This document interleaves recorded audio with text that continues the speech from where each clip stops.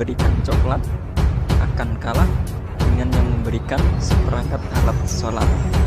Jadi sekarang jangan pacaran, jangan chat-chatan. Nanti kalau waktunya sudah tiba langsung nikahan. Ingat ya, itu dilakukan. Jangan chat-chatan. Nanti kalau waktunya tiba langsung nikahan.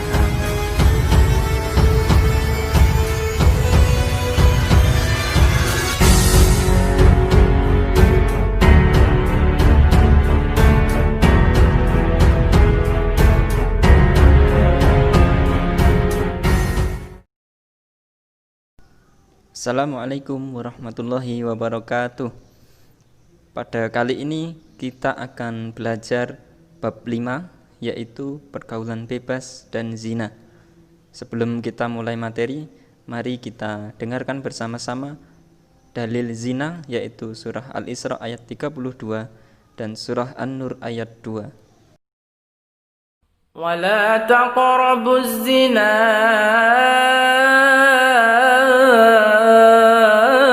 إِنَّهُ كَانَ فَاحِشَةً وَسَاءَ سَبِيلًا. الزَّانِيَةُ وَالزَّانِي فَاجْلِدُوا كُلَّ وَاحِدٍ منهما 100 جلدة ولا تأخذكم بهما رأفة في دين الله إن كنتم تؤمنون بالله واليوم الآخر وليشهد عذابهما طائفة من المؤمنين.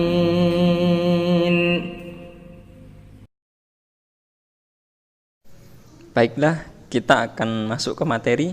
Yang pertama adalah pergaulan bebas.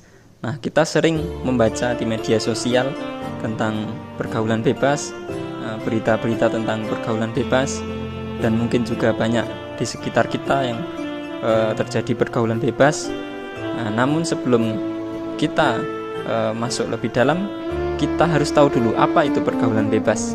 Nah, pengertiannya, pergaulan bebas itu adalah pergaulan atau hubungan yang tidak mengindahkan syariat Islam dan norma masyarakat. Nah, itu namanya pergaulan bebas.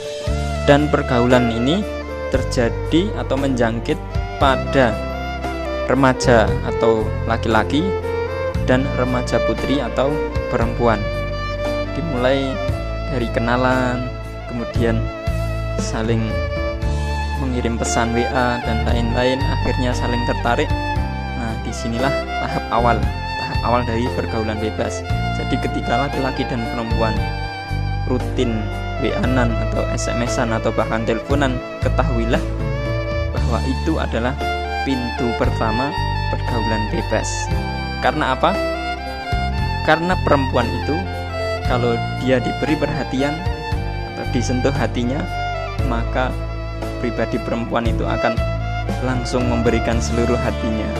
Nah, itulah yang memancing berikutnya tahap kedua atau pintu kedua, namanya pacaran.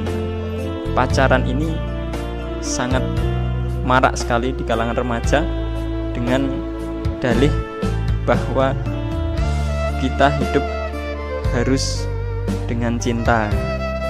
Padahal harus kita ketahui ya teman-teman, cinta itu ada buktinya ya. Jangan mau diberi cinta hanya kata-kata, tapi bukti cinta itu harus ada. Apa bukti cinta itu? Bukti cinta itu adalah ditulisnya 2 nama dalam satu buku. Apa itu? Buku pernikahan. Jadi kalau ada laki-laki menyatakan cinta pada perempuan, tanya, buktikan cintamu. Ketika dia tanya, maka jawablah, bukti cinta itu ditulisnya 2 nama dalam satu buku, yaitu buku pernikahan. Nah, itu namanya cinta. Kalau hanya cinta lewat WA, lewat tulisan surat-surat cinta, puisi, itu namanya cinta yang dusta, bukan cinta yang sesungguhnya. Nah, kenapa kita harus menghindari? Karena berawal dari pacaran itu setan akan memanfaatkannya, dan pintu terakhirnya adalah dijerumuskan ke dalam zina. Sekarang kita akan zina. This is not okay. This needs to stop now. Maksudnya mempelajari bab zina. Nah, zina itu sering kita dengar ya. Nah, kita harus tahu apa itu zina agar kita tidak terjerumus ke dalam perbuatan zina. Nah, pengertian zina secara bahasa itu artinya nista. Sedangkan secara istilah, zina itu adalah hubungan badan antara laki-laki dan perempuan yang tidak terikat oleh ikatan yang sah dalam Islam, yaitu pernikahan. Jadi dalam Islam, hubungan badan atau hubungan suami istri harus dilandasi dengan pernikahan. Jika tidak ada pernikahan, namanya zina. Dan zina itu dilarang dalam Islam, dan hukuman bagi pelaku zina itu sangat berat. Jadi jangan sampai terjerumus ke dalam zina. Nah, zina itu ada dua. Yang pertama zina muhsan, dan yang kedua zina ghairu muhsan. Zina muhsan itu adalah zina yang dilakukan oleh laki-laki atau perempuan yang sudah menikah. Bila perempuan sudah memiliki suami, dan bila laki-laki sudah memiliki istri, tetapi dia masih melakukan hubungan badan dengan orang lain yang bukan merupakan suami atau istrinya yang sah. Nah, itu namanya zina muhsan. Nah, hukumannya untuk zina muhsan itu dijilid 100 kali dan dirajam sampai mati. Nah, begitu mengerikan ya. Dirajam itu dikubur tapi diperlihatkan kepalanya, kemudian dilempari batu sampai mati. Itu dirajam. Jadi sangat mengerikan hukumannya, maka kita harus menghindari. Yang kedua, zina ghairu muhsan. Apa itu zina ghairu muhsan?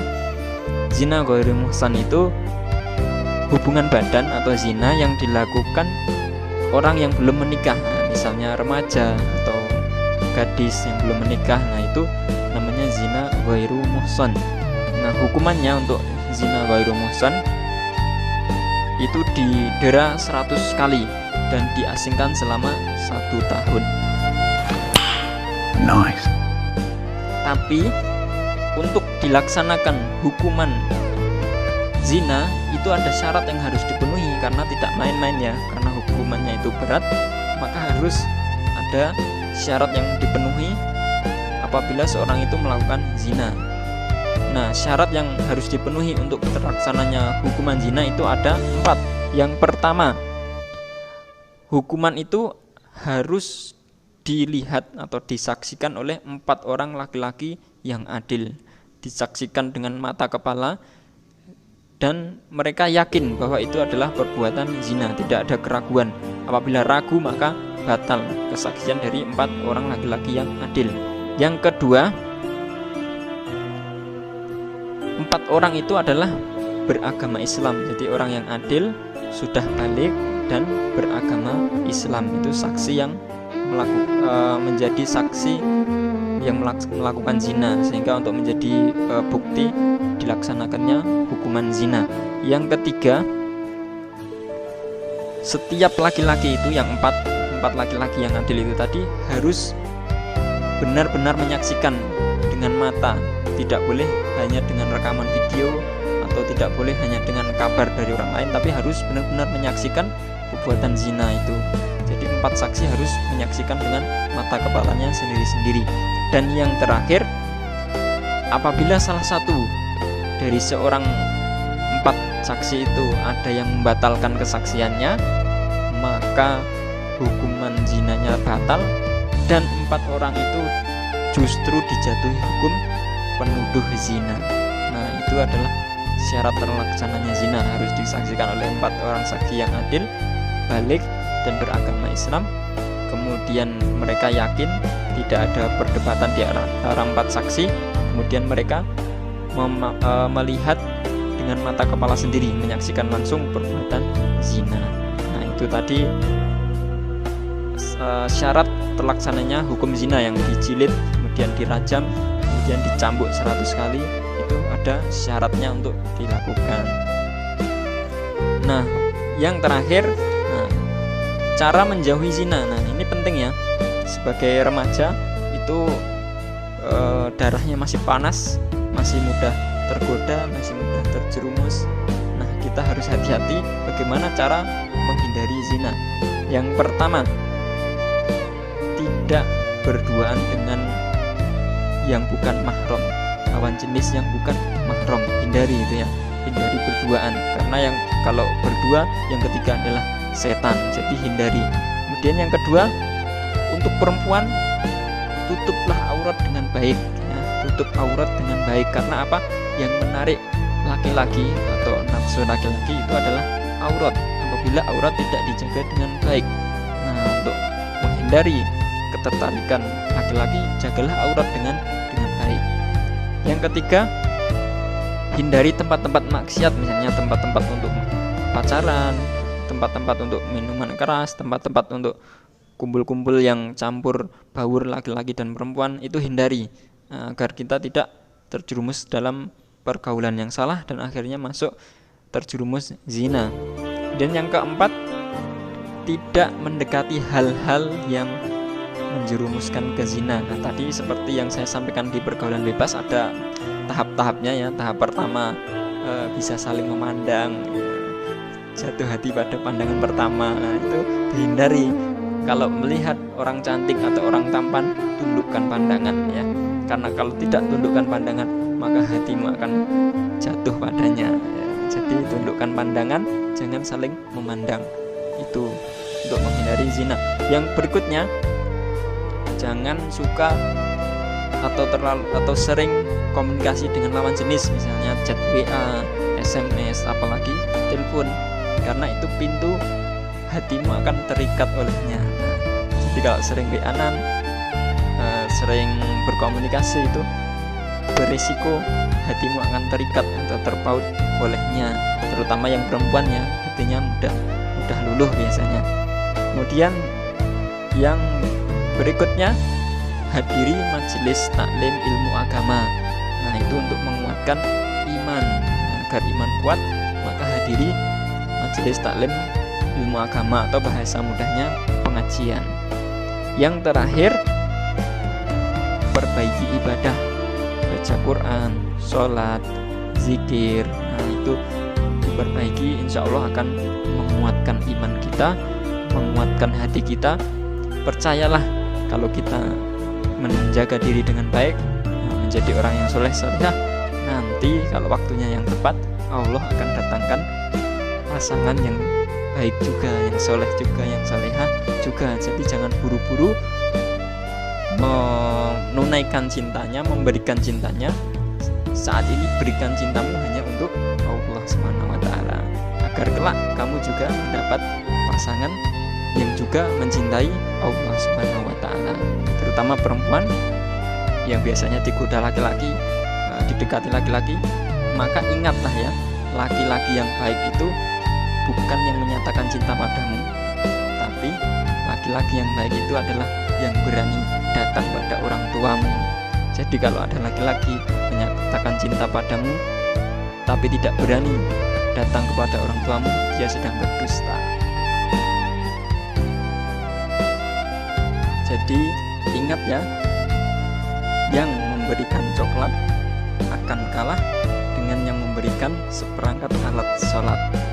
Jadi sekarang jangan pacaran, jangan chat-chatan. Nanti kalau waktunya sudah tiba, langsung nikahan. Ingat ya, itu dilakukan.